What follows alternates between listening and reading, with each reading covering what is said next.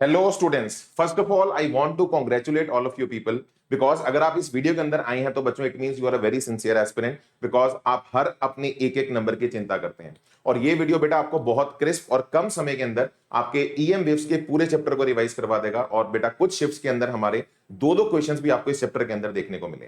तो आइए बेटा फटाफट इस वीडियो को शुरू करते हैं। Do subscribe our Vedantu JEE channel ताकि आप लोग इन वीडियोस को बिल्कुल भी मिस ना कर दें। और बच्चों इस वीडियो को बिल्कुल नीट एंड क्लीन और क्रिस्प रखेंगे। जहां पे मैं स्क्रीन में कहूंगा आप वहीं पे देखें, मेरे साथ जुड़े रहें और हम सारा कंटेंट जो स्क्रीन पे लिखा हुआ है वो साथ साथ कवर करते जाएंगे।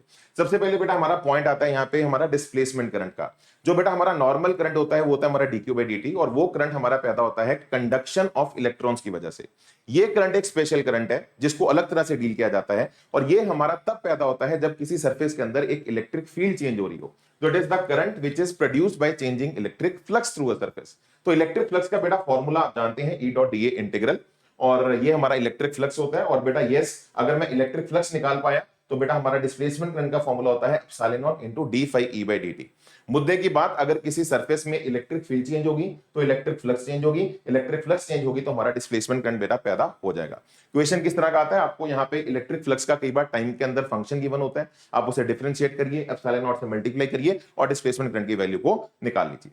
बढ़ते हैं बेटा आगे। इसके बाद बेटा हमारी आती है मैक्सवेल की चार इक्वेशंस, जिसमें बेटा हमारी सारी इक्वेशंस कहीं ना कहीं से उठाई गई हैं। पहली इक्वेशन बेटा है हमारी गॉस लॉ की, E dot d integral is equal to Q enclosed upon epsilon naught, जो आपको ये कहता है किसी भी क्लोज सरफेस से जो हमारी इलेक्ट्रिक फ्लक्स होती है वो होती है 1 upon epsilon not times the net charge enclosed by that close surface. ऐसे बेटा गॉस लॉ इन मैग्नेटिज्म होता है हमारा B dot d integral over close surface is equal to 0। इसका सिंपल सा मीनिंग ये है कि हमारे मोनोपोल्स एग्जिस्ट नहीं करते। इसी के साथ बेटा जो हमारा थर्ड लॉ है वो हमारा फैराडे लॉ ऑफ ईएमआई, किसी भी क्लोज लूप के अंदर जो हमारी ईएमएफ पैदा होती है that is equal to minus d phi by d, where phi is my magnetic flux. इस चीज को आप ऐसे भी लिख सकते हो, E dot dl integral, electric field का जो इंटीग्रेशन है वो हमें एक पूरी लूप के अंदर ईएमएफ की वैल्यू को प्रोवाइड करता है। मुद्दे की बात यही है कि अगर किसी सरफेस से मैग्नेटिक फील्ड चेंज होगी तो हमारी इलेक्ट्रिक फील्ड पैदा होगी। और ऐसे बेटा हमारा अगला आता है मॉडिफाइड एम्पियर्स लॉ, जो आपको यह बोलता है कि किसी भी क्लोज्ड कर्व में बी डॉट डीएल का जो इंटीग्रल होता है that is equal to mu not times the conduction current plus बच्चों epsilon not times D phi E by D. तो ये हमारी एक्चुअली मॉडिफिकेशन है। यहां तक आप ऑलरेडी मैग्नेटिक फील्ड के चैप्टर में पढ़ चुके हैं। इसमें कंडक्शन करंट के साथ मैंने एक एक्स्ट्रा फैक्टर और डाल दिया, डिस्प्लेसमेंट करंट, जो मैं आपको ऑलरेडी बता चुका हूं, epsilon not into d phi E by D. तो ये चारों इक्वेशंस बेटा हमारी मैक्सवेल की चार इक्वेशंस कहलाती हैं।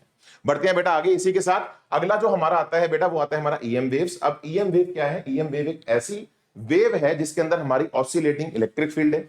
अब वो चेंजिंग इलेक्ट्रिक फील्ड से हमारी एक चेंजिंग मैग्नेटिक फील्ड पैदा हो रही है, और ये सारा सिस्टम हमारा हवा में प्रोपेगेट कर रहा है with speed of light 3 into 10⁸ metre पर सेकंड। तो you have electric field in Y direction, magnetic field in Z direction and velocity in X direction. ये तीनों आपस में म्यूचुअली परपेंडिकुलर होते हैं। और ये एक बात याद रखना, direction of velocity is always in the direction of E cross B. तो E cap cross B cap आपको वी कैप की डायरेक्शन देता है। तो ये जरूरी नहीं है कि वी हमेशा एक्स में होगा, अगर वी बाहर आ गया कॉरेस्पॉन्डिंग ई क्रॉस बी से आप वी की डायरेक्शन को निकाल सकते हैं। इलेक्ट्रिक फील्ड ऑसिलेटिंग है, E is equal to E not sine k x minus omega t. Magnetic field V oscillating है, B is equal to B not sine k x minus omega t. दो बातें ध्यान वाली, E not B not हमारे amplitude हैं electric field और magnetic field के, और बेटा दोनों के अंदर sign k x minus omega T है। तो इट मींस यहां पे इलेक्ट्रिक फील्ड और मैग्नेटिक फील्ड इन फेज है। इन फेज का मतलब सच्चा प्यार, सच्ची मोहब्बत, दोनों इकट्ठे जिएंगे, इकट्ठे मरेंगे। अगर हमारी इलेक्ट्रिक फील्ड मैक्सिमा पे होगी तो मैग्नेटिक फील्ड भी मैक्सिमा पे होगी, और अगर ये फैक्टर हमारा मान लो 0 है तो हमारी मैग्नेटिक फील्ड भी 0 निकल के आएगी। इकट्ठे 0, इकट्ठे मैक्सिमम, इकट्ठे एक साथ सिंक में चलते हैं। इसके अलावा बेटा सबसे इंपॉर्टेंट फॉर्मूला जहां पे आपको पेपर के अंदर मैक्सिमम नंबर ऑफ क्वेश्चन देखने को मिलते हैं बच्चों, वो है हमारा ये formula, velocity of EM wave is equal to ratio of amplitude of electric field to the amplitude of magnetic field. Basically अगर आप इंस्टेंटेनियस वैल्यूज को भी डिवाइड करें तब भी आपको वेलोसिटी ऑफ वेव मिल जाती है। अब अगर आप डिवाइड करेंगे ई बाई बी को तो ये फैक्टर कट जाएगा, E not by B not. तो E not by B not equal to बेटा सी, जितना हो सकता है इसको अपने दिमाग में रख लीजिए, इक्वल टू ओमेगा बाई के। वेव की वेलोसिटी ऐसे भी निकाली जाती है। बहुत सारे क्वेश्चन 99% पेपर में आपकी प्रोबेबिलिटी है कि आपको इस पर्टिकुलर फॉर्मूले के ऊपर देखने को मिले। बाकी बच्चों अगर आप फ्री स्पेस के अंदर हैं तो हमारी जो ईएम वेव की वेलोसिटी होती है वो स्पीड ऑफ लाइट के बराबर होती है, जिसकी वैल्यू होती है 1 upon under root mu not epsilon not. अगर आप किसी मीडियम के अंदर बच्चों चले गए हैं तो आपकी वेलोसिटी ऑफ वेव की वैल्यू बन जाती है 1 upon mu epsilon under root. अब बेटा जो म्यू होता है वो होता है mu naught mu are, epsilon होता है एप्सिलॉन नॉट एप्सिलॉन आर। तो ये बेसिकली सी बाय म्यू बन गया। ये बेसिकली जो 1 upon mu not epsilon not अगर मैं क्लब कर दूं तो वो आपके सामने c upon under root mu are epsilon r. तो under root mu are epsilon r को बेटा हम रिफ्रैक्टिव इंडेक्स ऑफ मीडियम भी बोलते हैं। ये फॉर्मूला अच्छी तरह अपने बेटा आंखों से अपने मन के अंदर बसा लीजिए। सिंपल क्वेश्चंस आते हैं, आपको एप्सिलॉन आर म्यू आर की वैल्यूज गिवन होती हैं, relative permittivity and relative permeability, और आपसे रिफ्रैक्टिव इंडेक्स की वैल्यू निकलवा ली जाती है। और कई बार आपसे स्पीड निकलवाई जाती है, तो ये याद रखना बेटा, अगर मुझे रिफ्रैक्टिव इंडेक्स की वैल्यू पता है तो velocity of light in a medium is c by mu. तो म्यू की वैल्यू आप इस तरह से निकाल लो, अपना आंसर बेटा आप आगे कैलकुलेट कर सकते हैं। बढ़ते हैं बच्चों आगे इसी के साथ, let us move towards the next point. अगला पॉइंट बेटा हमारा आता है एनर्जी डेंसिटी का। देखो बेटा बड़ी सीधी सी बात है, ईएम वेव के अंदर हमारी इलेक्ट्रिक फील्ड की एनर्जी भी आएगी, हमारी मैग्नेटिक फील्ड की एनर्जी भी आएगी। कितनी एनर्जी स्टोर होगी per unit volume due to electric field guys is called as my electrical energy density. इसका फॉर्मूला होता है half epsilon not into E square. E is the instantaneous value of electric field. ऐसे ही बेटा हमारी कितनी energy store होगी per unit volume due to magnetic field guys is called as my magnetic energy density, और इसकी value होती है again joule per metre cube, इन दोनों के यूनिट्स होंगे, यूनिट वॉल्यूम पे कितनी एनर्जी हुई, और इसकी बेटा वैल्यू होती है 20 स्क्वायर बाय 2 म्यू नॉट। अगर बेटा आप इन दोनों को आपस में डिवाइड करें तो ये रेशियो हमारी mu E by mu B की 1 निकल के आती है, जिससे ये प्रूव होता है कि म्यू ई म्यू बी के बराबर है। ये भी एक बड़े कायदे का पॉइंट है, सीधा पेपर के अंदर ये पूछा जाता है। अगर मैं म्यू ई और म्यू बी की रेशियो पूछूं तो कितनी होगी, तो आंसर मेरा 1:1 है। और मजेदार बात सुनने वाली ये है कि बेटा हमारी एनर्जी इक्वली शेयर्ड है in the form of electric and magnetic field. मतलब अगर एक ईएम वेव अगर आप देख रहे हैं तो उसके अंदर अगर आपको कुछ अमाउंट ऑफ एनर्जी दिख रही है तो दोनों का, इलेक्ट्रिक फील्ड और मैग्नेटिक फील्ड का, उसके अंदर बराबर का कंट्रीब्यूशन है। अब इस एनर्जी डेंसिटी की बेटा अगर हम एवरेज वैल्यू निकालें, टोटल एनर्जी डेंसिटी जो होगी इन दोनों का सम होगी, तो जो टोटल एनर्जी डेंसिटी बेटा हमें मिलती है, अगर उसका एवरेज वैल्यू कैलकुलेट किया जाए तो उसकी वैल्यू निकल के आती है half epsilon not into E not square. मैं फिर एक बात यहां पे क्लियर कर देता हूं बेटा, ई नॉट यहां पे एम्पलीट्यूड ऑफ इलेक्ट्रिक फील्ड है। तो अगर आप यहां पे half epsilon not E not square लिखते हो, इसका मतलब ये हमारी टोटल एवरेज एनर्जी डेंसिटी है, जिसके अंदर इलेक्ट्रिक फील्ड और मैग्नेटिक फील्ड दोनों का कंट्रीब्यूशन इंक्लूडेड है। ऐसे ही टोटल एवरेज एनर्जी डेंसिटी की वैल्यू हम B naught square by 2 mu naught भी लिख सकते हैं बच्चों। चलिए बेटा बढ़ते हैं इसी के साथ आगे। अगला हमारा बेटा यहां पे मुद्दा आता है इंटेंसिटी ऑफ ईएम वेव का। देखो बेटा इंटेंसिटी का सिंपल सा मीनिंग ये होता है एनर्जी पासिंग पर सेकंड पर यूनिट एरिया। तो आप एक क्रॉस सेक्शन मानिए, उस क्रॉस सेक्शन में लेट्स से बच्चों हमारी डेल्टा यू एनर्जी निकली और उसे निकलने में वक्त लगा बच्चों डेल्टा टी, और एरिया ऑफ क्रॉस सेक्शन मेरा डेल्टा ए है। तो कितनी एनर्जी बेटा हमारी निकली पर सेकंड पर यूनिट एरिया, उसे हम इंटेंसिटी कहते हैं। तो delta U by delta A upon delta T, joule पर सेकंड पर स्क्वायर मीटर, और जूल पर सेकंड को हम कई बार बेटा वॉट पर मीटर स्क्वायर भी लिख देते हैं। इस इंटेंसिटी का फॉर्मूला बेटा बड़ा इंपॉर्टेंट है, डायरेक्ट पेपर में क्वेश्चन मिलते हैं। इसकी वैल्यू होती है म्यू एवरेज इनटू सी। मतलब एवरेज एनर्जी डेंसिटी को स्पीड ऑफ लाइट से मल्टीप्लाई कर दो, आपको इंटेंसिटी की वैल्यू बच्चों मिल जाएगी। इसी के साथ बच्चों बढ़ेंगे हम आगे। इंटेंसिटी के बाद बेटा हमारा अगला कंसेप्ट आता है रेडिएशन प्रेशर का। तो बेटा देखो यार, जब भी किसी सरफेस पे ईएम वेव हिट करती है तो ईएम वेव का अपना एक मोमेंटम होता है, जिसकी वजह से वो एक वेव दूसरे सरफेस पे एक प्रेशर एक्सर्ट करती है।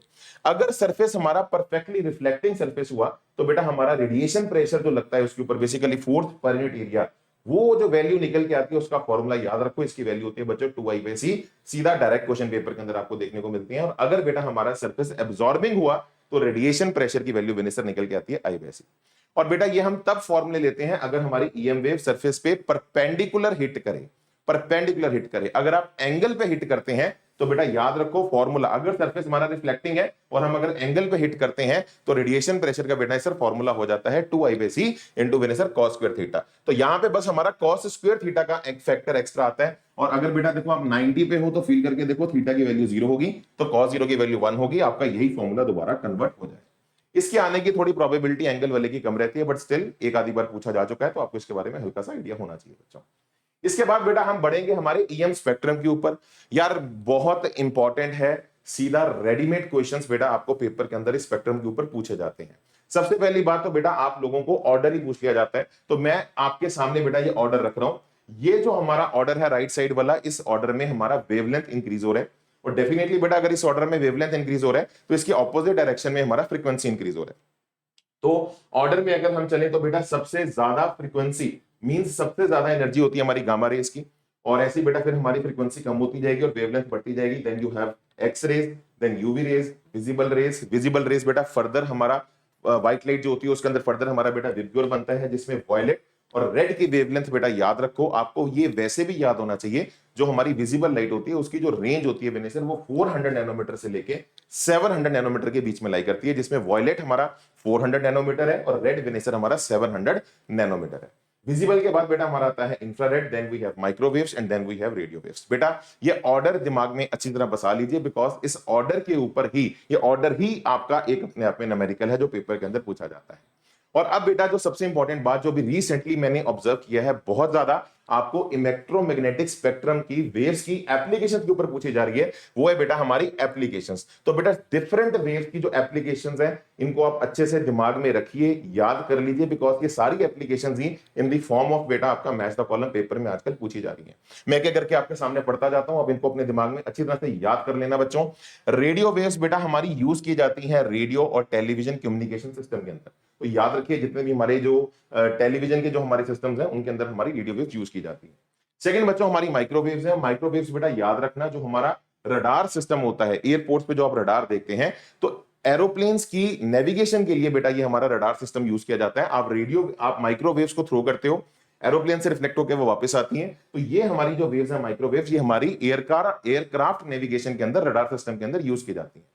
अगला बेटा हमारा आता है इंफ्रारेड वेव्स। इसकी एप्लीकेशंस बेटा आजकल बहुत ज्यादा पूछी जा रही हैं। काफी सारी एप्लीकेशंस हैं जो हमारी इसी साल 2023 के अंदर जनवरी अटेम्प्ट के अंदर बहुत बार पूछी गई है। तो मैं सभी एप्लीकेशंस आपके सामने लिख दिए हैं, इनको दिमाग में रखें। ये फिजियोथेरेपी वाला बेटा हमारा इसी साल जनवरी अटेम्प्ट में पूछा गया है। आजकल ये हमारी इंफ्रारेड रेज हमारी इन फिजियोथेरेपी के अंदर यूज की जा रही हैं। आप ह्यूमन बॉडी को लेटा देते हैं और उसके ऊपर इंफ्रारेड लैंप्स आप थ्रो करते हैं, जिससे आप उसके स्किन को भी ट्रीटमेंट बेटा करते हैं और उसकी फिजियोथेरेपी की जाती है। तो फिजियोथेरेपी में यूज की जा रही है। सेकंड बच्चों, they are responsible for greenhouse effect. आपको पता है पूरा ग्लोबल वार्मिंग जो हो रही है वो IR हमारी वेव्स की वजह से हो रही है। और बेटा यस, इंफ्रारेड एलईडीज हमारी कई बार कार्स में यूज की जाती हैं, बिकॉज इनका स्कैटरिंग कम होता है। तो फॉगी डेज के अंदर आप कार्स में इंफ्रारेड लैंप्स को यूज करते हैं फॉर द बेटर विजिबिलिटी बच्चों। इसके साथ बच्चों अगर मैं आगे बढ़ूं, बेटा हमारी यूवी रेस दिमाग में रखें। आजकल हमारा आई की सर्जरी के अंदर यूज की जा रही है। जो लासिक आई सर्जरी होती है, जिसमें आप अपनी आई का ट्रीटमेंट करते हैं, उसके अंदर हमारी यूवी रेस यूज की जा रही है। बाकी बेटा आपके घर के अंदर जो एक्वागार्ड लगे होते हैं, वाटर प्यूरिफिकेशन सिस्टम होता है, उसके अंदर भी हमारी जो यूवी रेज है वो यूज की जा रही है। साथ ही साथ बेटा जो सर्जिकल इंस्ट्रूमेंट्स होते हैं, उन्हें स्टरलाइज करने के लिए भी यूज की जाती है। ये बेटा हमारा 2022 के अंदर पूछा गया है। तो ये सारे पॉइंट्स बेटा अपने दिमाग में इस तरह से आप रखिए। इसी के साथ बच्चों अगर हम आगे बढ़े तो एक्सरेस को बेटा याद रखो। ये हमारा आजकल एक्सरेस, वैसे सबको तो ये तो पता ही है कि आप अपने बोन के फ्रैक्चर को, बेसिकली कोई भी चीज जो हमें मेडिसिन के अंदर डायग्नोसिस करनी है ह्यूमन बॉडी में, तो एक्सरेस उसके अंदर बेटा हमारी यूज की जाती है। साथ ही साथ बेटा ये पूछा जा रहा है आजकल कैंसर ट्रीटमेंट के लिए भी एक्सरेस यूज की जाती हैं। पर बच्चों ये हमारी बॉडी के लिए थोड़ी हार्मफुल होती है, तो इनका बहुत एक्सट्रीम एक्सपोजर बॉडी के लिए कभी रेकमेंड नहीं किया जाता। बट हाँ, कैंसर ट्रीटमेंट 2023 के अंदर एक्सरेस का एप्लीकेशन बेटा पूछा गया। ऐसे बेटा गामा रेज याद रखो। जितनी भी हमारी न्यूक्लियर रिएक्शंस होती है ना, उनके अंदर हमारी gamma rays they are very very high energetic. आपने ऑर्डर अगर देखा हो, फ्रीक्वेंसी इनकी सबसे हाईएस्ट है, तो इनकी एनर्जी सबसे ज्यादा है। तो न्यूक्लियर फिशन फ्यूजन रिएक्शन में गामा रेज निकलती हैं। और साथ ही साथ अगर बेटा हमें कैंसर सेल्स को एक बड़े स्केल पे बॉडी के अंदर डिस्ट्रॉय करना है, तो एक्सरे से भी ज्यादा हेल्प बेटा हम गामा रेज के यहाँ पे लेते हैं। और इसी के साथ बच्चों ये पूरा आज का जो सेशन है यहाँ पे संपूर्ण होता है। और do like this session, like भी करें बेटा, शेयर भी करें, और खुद इसको सब्सक्राइब करके रखें हमारे इस चैनल को, ताकि आप लोगों के सामने ऐसी कोई भी बेटा authentic original time saving videos miss ना हो जाए। जय हिंद बच्चों।